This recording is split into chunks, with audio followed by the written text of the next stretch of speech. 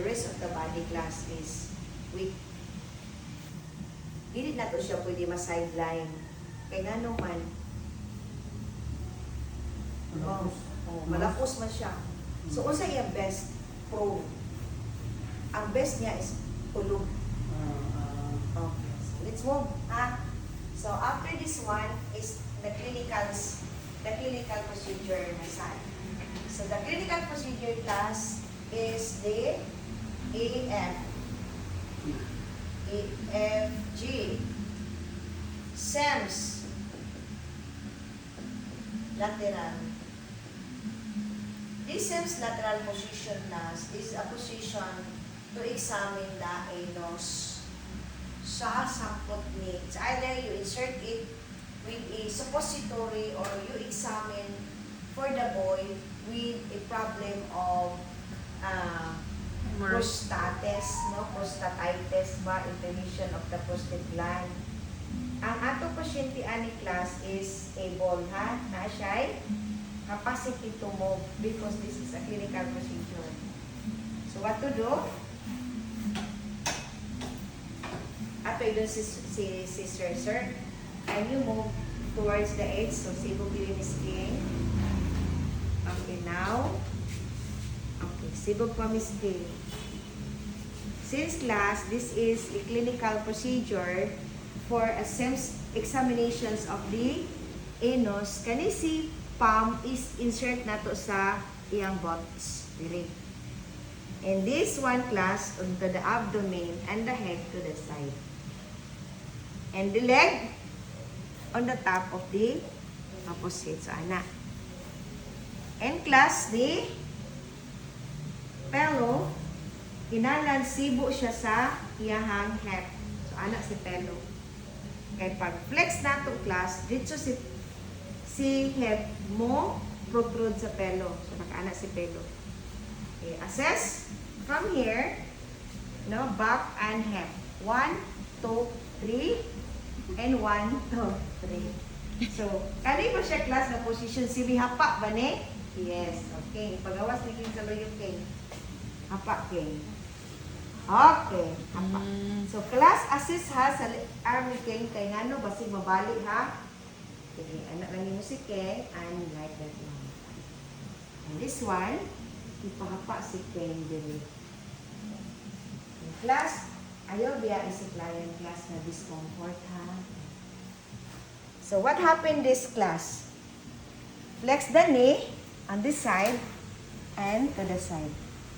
So say mahitabo class, ang sampot niya nag-assess. So yun mo si flex the knee, King, then bira pa rin.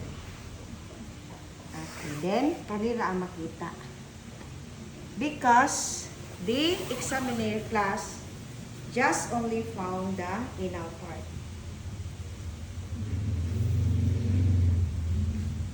Okay? Apex to base. So this is apex. Here.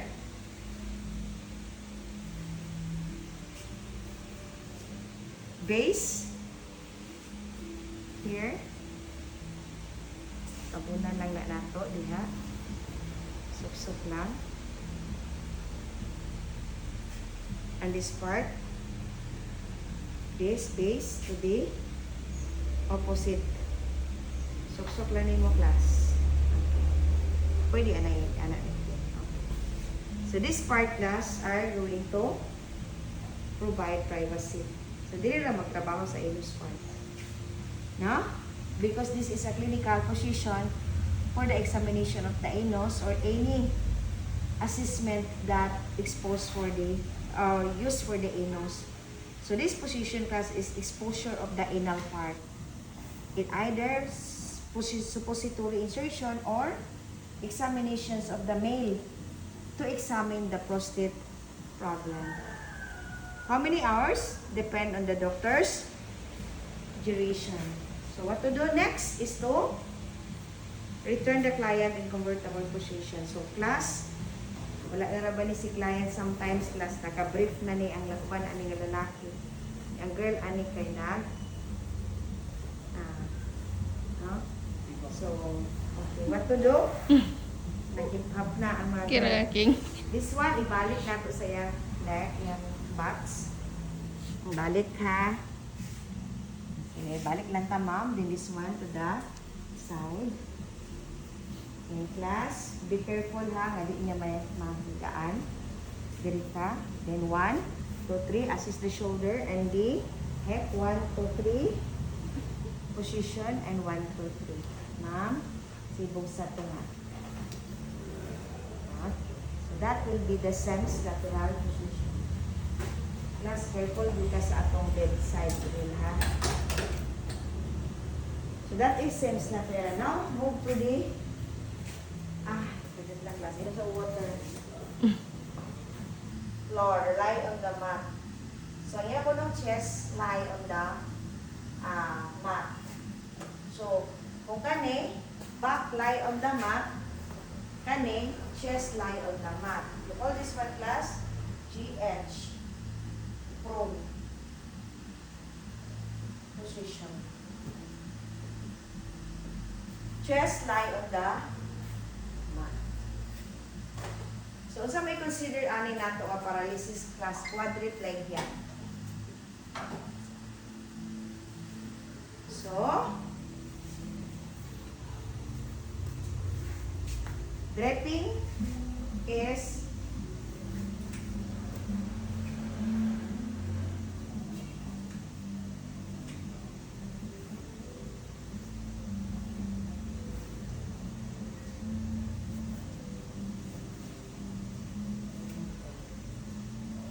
bring the kayan towards the edge of the bed.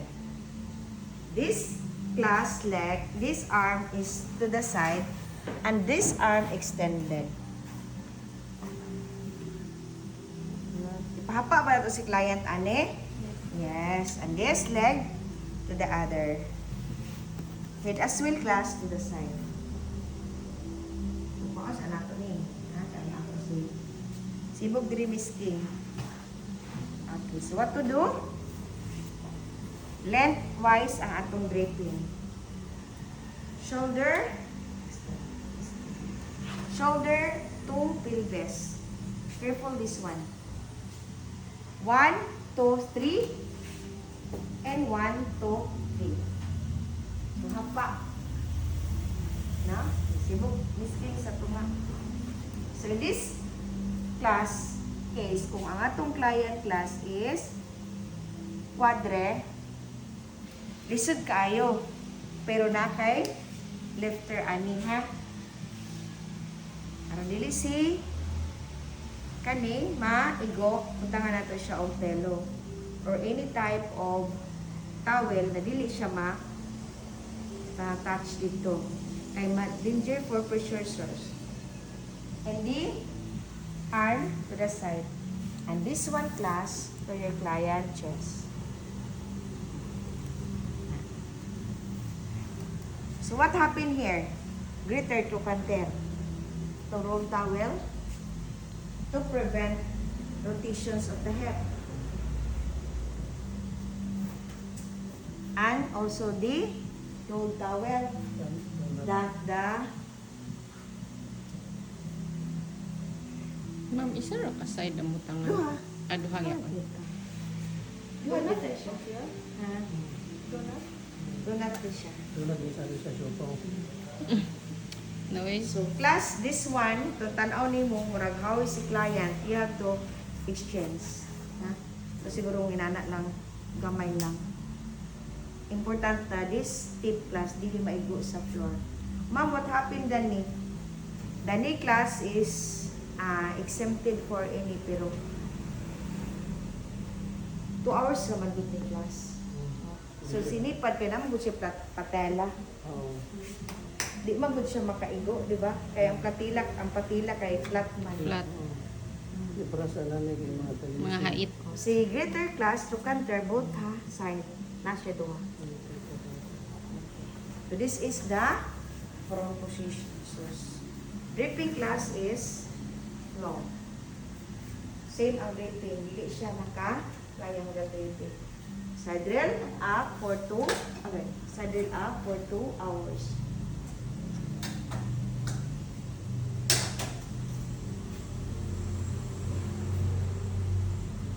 So you need to assist the client for the bony prominences. So mga ito gingon, back of the shoulder, mo jud ni the top, Ito. the spine, this part, because naman din niya ang pelvic bone class, oh.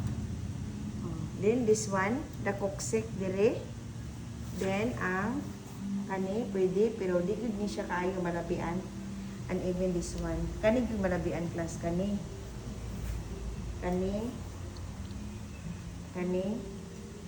buni, this one and the ears. Okay, so how to return the client in supine. Ito na lang mo tuduan sa turning, moving, and transferring. Saan na to pag supine si client, no? Ayun na pag kung ano mistake pag. Kaya dito na pag knee chest position. HI, knee chest.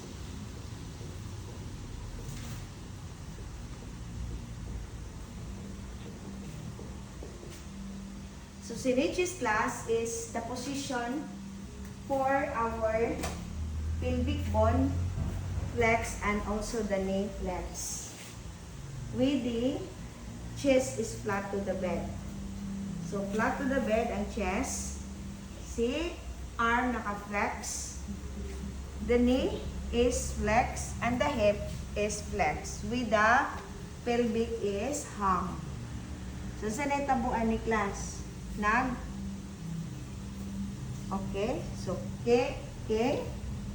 let us position in chest. Flat your chest on the mat. Hang this pelvic, flexure, hip, and knee. So, asa mag-assist si caregiver din sa iyang abdomen. No? Assist the abdomen. Then, 1, 2, 3, flex your knee and your hip and hang your pelvic. 1, 2, 3. Ano ang position sa main chest? Sa main chest. May kini sa imo king kung nag-dysmenorrhea ka. No? So this time class, the elevations of the internal organ class ni balik sa iyahang position. Like for example, this is a postpartum women.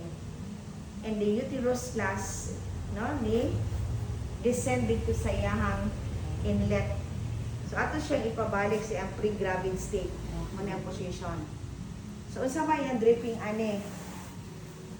Is the triangle.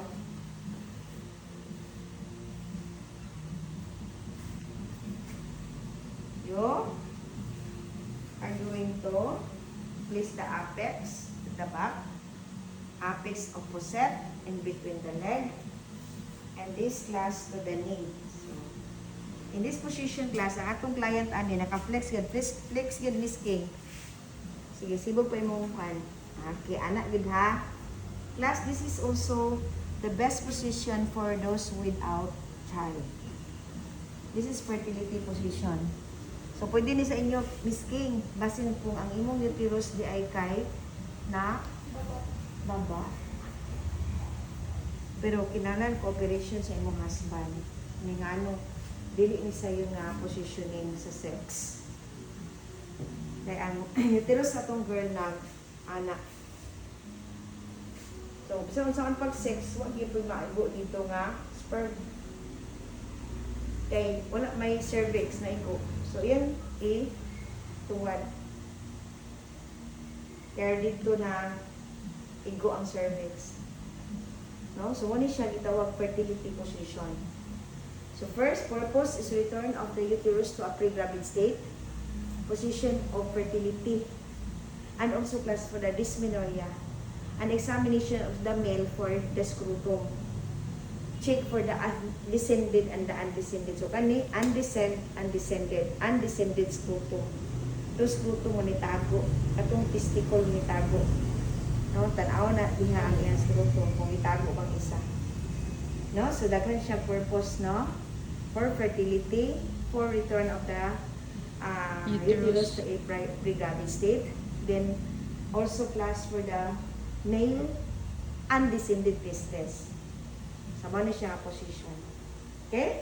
So how to return the client in in normal position. Hindi ako lang mo ni siya. Kasi this one. And assist the client. Paano mo si pillow. Okay, remove the pillow. Adjust the abdominal wall and clasp up flat to the wall, flat to the bed. So,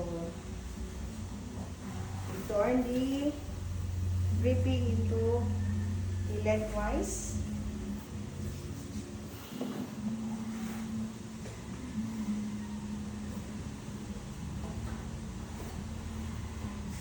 Okay, what to do with our client?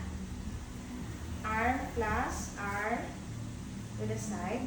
I extended, can you extend this thing? And this one to the side. And the leg to the other side. Cover it. Assess the head with the arm. And the shoulder. 1, 2, 3. And 1, 2, 3. Ara ko diri, Miss King. Don't worry. Okay, move to the center. Move to the center. Okay. Client in comfortable position. Do not forget to raise the saddle. And class, the niches position classes depend on the doctor's duration. So, bila lang ang duration, maara to ang iyang time. But those abnormal positioning class is 2 hours between. 2 hours between ka. So, katong sideline, pwede dito na ka mag-ilis sa endiapir. And check the body prominence cells. So, sa may imong buhaton, kung na kayo na-check na problema sa body prominences ng lagom.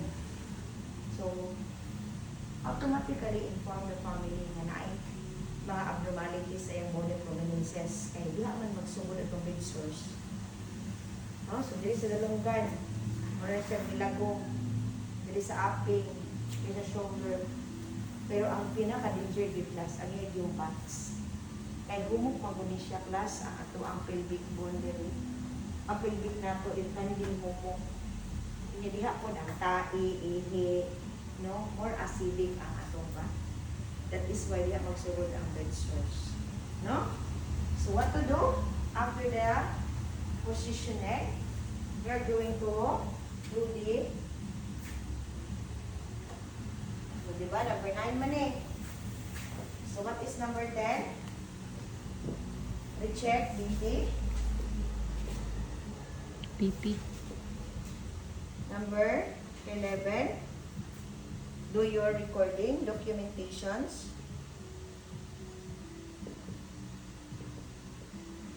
Then, observation.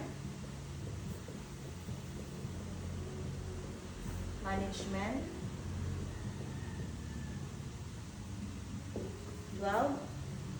Do aftercare. Do the PPA. Perform hand washing. So that's all about our positioning and directing. So how many